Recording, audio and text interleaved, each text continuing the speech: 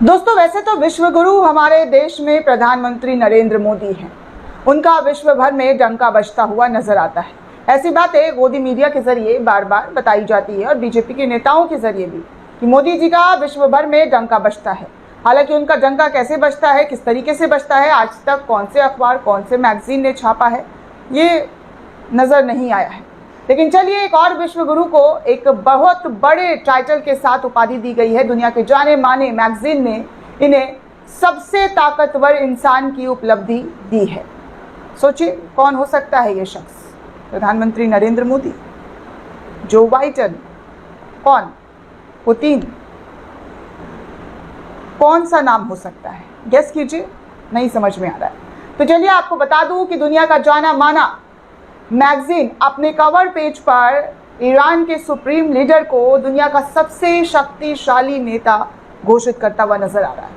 उसने अपने पहले पन्ने पर, यानी कि कवर पेज पर, ईरान के सुप्रीम लीडर की तस्वीर लगाकर क्या टाइटल दिया है दोस्तों, ये आप देख लीजिए।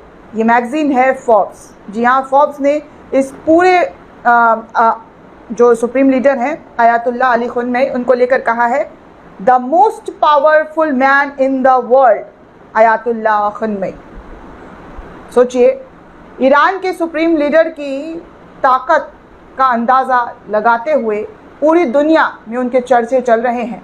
और अब तो मैगजीन ने अपने कवर पेज पर भी इनको लेकर जो टैगलाइन दिया है वो आपके सामने है। फोर्ब्स की रिपोर्ट ये बता रही है, इंटरनेशनल मीडिया में इसकी चर्चा है कि किस तरीके से फीचर्स पहले कवर पेज पर मैगजीन पर फोर्ब्स ने कैप्शन दिया है the most powerful man in this world. Sprinter factory ने इस खबर को शेयर करते हुए जानकारी दी है कि कैसे उनके लिए गए फैसले पर आज दुनिया भर में चर्चा हो रही है कि इन्होंने कहकर, जी हाँ कहकर, जो एक्शन होता है वो लिया है।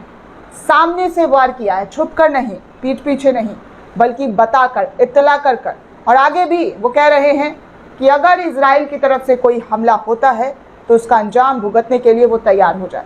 इजराइल की वो हालत करेगा, इजराइल की ऐसी स्थिति कर देगा कि उसे नक्शे से गायब होना पड़ेगा, नक्शे से गायब कर दिया जाएगा। अभी तो 200-300 ड्रोन और मिसाइल ही अटैक किया है, लेकिन ऐसे ऐसे इनके पास मिसाइल्स हैं, ड्रोन्स हैं, जिस पर वो हमला करेगा और इजराइल समझ भी नहीं पाएगा कि कहाँ से क्या हमला हो रहा है। इस तरीके से ईरान के सुप्रीम लीडर का बयान आया था। अमेरिका भी पीछे हटता हुआ नजर आया। अमेरिका को भी चेतावनी दे दी गई थी कि अमेरिका इस मसले से दूर रहे। और ईरान ने यह भी कहा है कि अगर इजराइल हमला करता है तो फिर उसे ऐसा सबक सिखाया जाएगा कि वो सोच भी नहीं पाएगा। तो इस तरीके से इनके लिए गए फैसले अब पूरी दुनिया में चर्चा का पात्र बना हुआ है। और आप खुद ही देख सकते हैं कि किस तरीके से the most powerful in this world का टैगलाइन आयतुल्लाह अली खamenei को जाता हुआ नजर आ रहा है।